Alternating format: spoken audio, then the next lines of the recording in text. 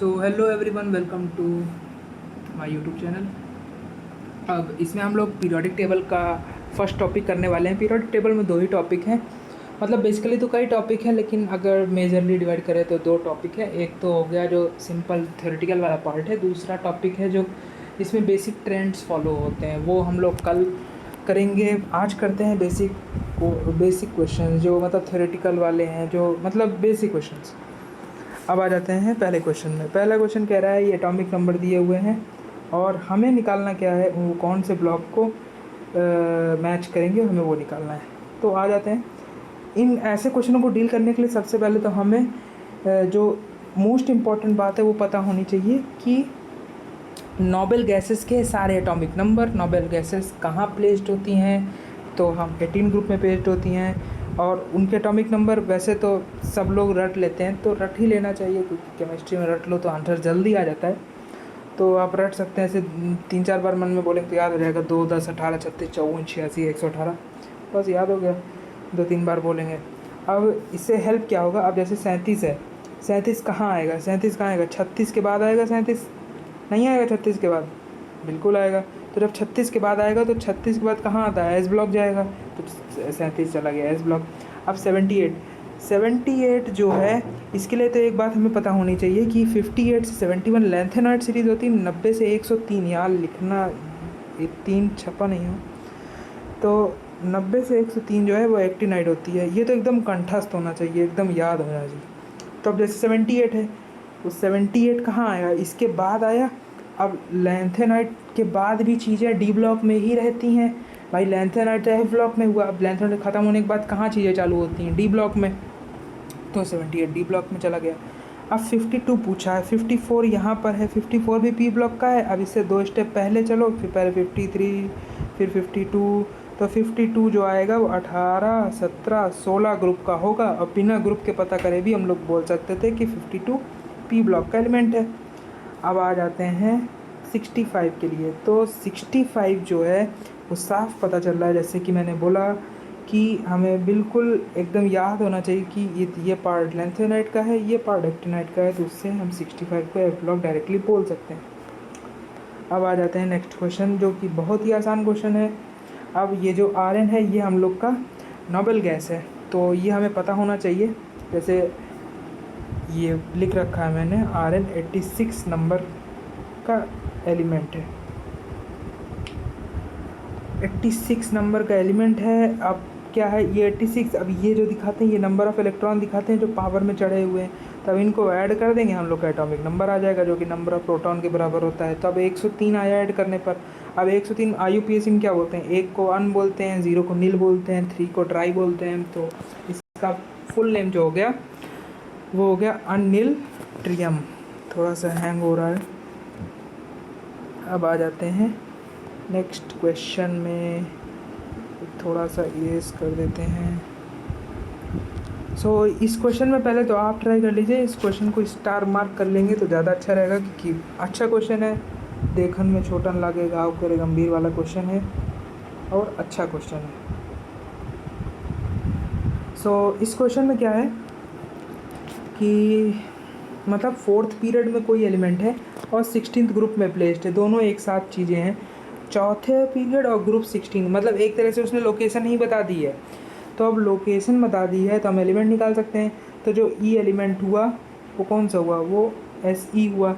अब ये SE का कॉन्फ़िगरेशन नहीं पूछ रहा है, मतलब SE का बैलेंस शेल इलेक्ट्रॉनिक कॉन्फ़िगरेशन नहीं पूछ रहा है, वो पूछ रहा है सल्फ़र का। लिखा है ना, the valence shell electron configuration of the element which is just above E in the group. तो इसका नहीं पूछ रहा है, इसके ऊपर का पूछ रहा है। तो लोग क्या है, जल्दी में बी ऑप्शन लगा देते हैं, जो कि उनका गलत हो जाता है। अब जो है बी ऑप्शन नहीं है तो आंसर क्या है। अब बी ऑप्शन नहीं है तो जैसे 3D10 4:4p4, अब इसके ऊपर जाएगा तो जो 4:4p4 है वो तो हो जाएगा 3:3p4।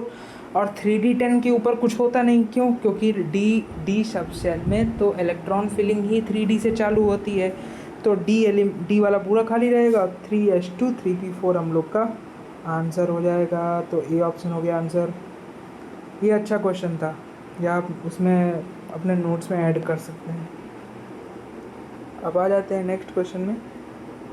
थोड़ा सा इरेज कर देते हैं। ये थोड़ा थ्योरेटिकल बेस्ड क्वेश्चन है और एनसीईआरटी में मैंने पढ़ा है, एनसीईआरटी में दिया हुआ है। ये ऐसा कोई कुछ नहीं है कि कोर्स से बाहर है, ये एनसीईआरटी में दिया हुआ है।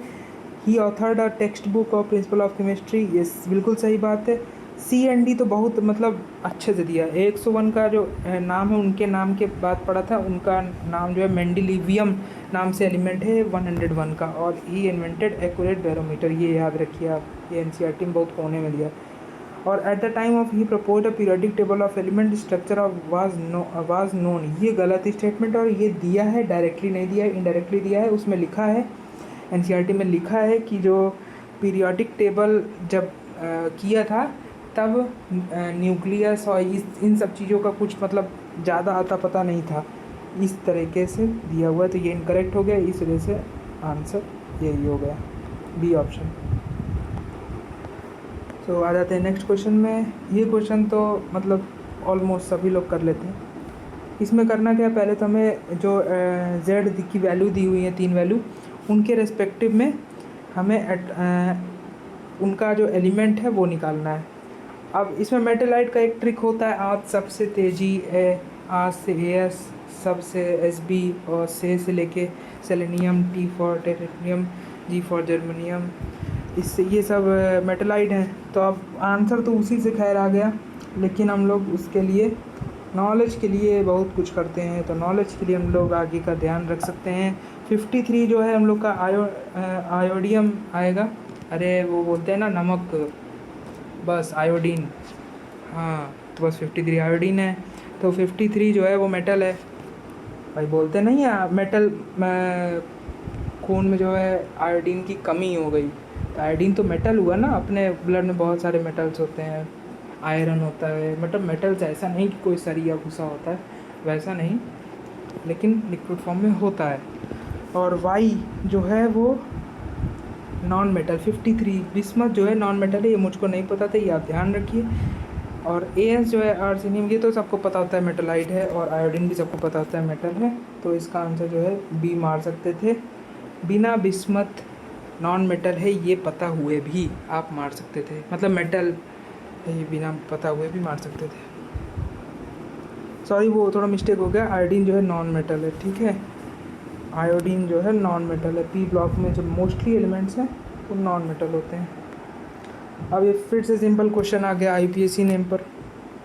अब पूछा है अन नील अनियम का, तो अन से 1, नील से 0, अन से फिर 1, तो इसका 101 हो गया, 101 आंसर है। नेक्स्ट में चलते हैं। नेक्स्ट में क्या पूछा गया है, group number of valence electron और वैलेंसी विद एटॉमिक नंबर 15। ये तो एकदम 9th क्लास का क्वेश्चन हो गया, ये तो आपको आना चाहिए, अगर आप जेई की प्रिपरेशन कर रहे हैं तो ये तो आपको पता होना चाहिए। Z = 15 है, तो ग्रुप नंबर हम लोग निकाल सकते हैं वैसे 8, 2, 10, 18, 36, 54, 86, 118, ये जो मैंने बोला है अभी, वो है जो नोबेल गैसेस है उनका एटॉमिक नंबर है। इसके रिस्पेक्ट में अगर 15 से इधर बढ़े तो इसका साफ पता चल रहा है इसका ग्रुप नंबर 15 है। उससे हम लोग बता सकते हैं इसकी वैलेंसी जो है, वैलेंसी इसकी हो गई है 3, और नंबर ऑफ वैलेंस इलेक्ट्रॉन आए वो ऐसे आए 2, 8, 5, जैसे निकालते नहीं है इलेक्ट्रॉनिक कॉन्फ़िगरेशन, हम लोग 9th क्लास में पढ़ा करते थे। 15 का जैसे एटॉमिक नंबर 15 उसका इलेक्ट्रॉनिक कॉन्फ़िगरेशन ये, तो ये जो आखिरी में लिखा होता है ये होता है नंबर ऑफ वैलेंस इलेक्ट्रॉन, बस ये हम लोग का आंसर है। अब इसमें नेक्स्ट क्वेश्चन पूछा है 119 का यूपीएससी नेम। 119 का 1 फॉर अन, फिर 1 दूसरे में, फिर अन, फिर 9 का होता है एनियम, तो अन एनियम, सॉरी 9 का एनियम नहीं होता, एन होता है, बाद में किसी भी जब नाम सब ख़त्म हो जाता है फिर उसके बाद ईएम ऐड कर देते हैं, तो अन एनियम हुआ। अब इसको सबका पहला लेटर ले लो, यू यू ई वाई, इसका डिनोशन है, तो इसका हो गया यू यू ई। आ जाते हैं नेक्स्ट क्वेश्चन में। नेक्स्ट क्वेश्चन क्या कह रहा है, 120 का बताना है, अगर डिस्कवर नहीं हुआ, अगर डिस्कवर होता तो कहाँ रखा जाता है। तो अब देखो 118 हमें पता है 18th ग्रुप में है, तो 119 कहाँ होगा, ग्रुप 1 में भाई, 118 हुआ ग्रुप 18 में, तो जब अगला आएगा वो एस ब्लॉक में ही तो जाएगा ग्रुप 1 में, तो जो 120 होगा वो ग्रुप 2 में जाएगा कि नहीं जाएगा, तो ग्रुप 2 वाले होते हैं उनको एल्कलाइन अर्थ मेटल ही तो कहते हैं भाई। बेटा मांगे कन्या सुंदर बाप रोए वाला जो लाइन है या बेटा मांगे कन्या सुंदर बाप राजी वाला जो लाइन है उसमें अल्कलाइन अर्थ मेटल तो कहते हैं सबको, तो ये अल्कलाइन अर्थ मेटल हो गया, सिंपल क्वेश्चन। और इसी के साथ हम लोग का पीरियोडिक टेबल पार्ट 1 समाप्त हो जाता है। Thank you for watching till and. और कल हम लोग पीरियोडिक टेबल का पार्ट 2 रिकॉर्ड करेंगे, उसको पोस्ट करेंगे, और पार्ट 2 काफ़ी लंबा होगा। और इसी के साथ हम लोग का पार्ट 2 जब समाप्त हो जाएगा तो हम लोग का पीरियोडिक टेबल फिनिश हो जाएगा। सो पढ़ते रहिए, बचाते रहिए। Thank you.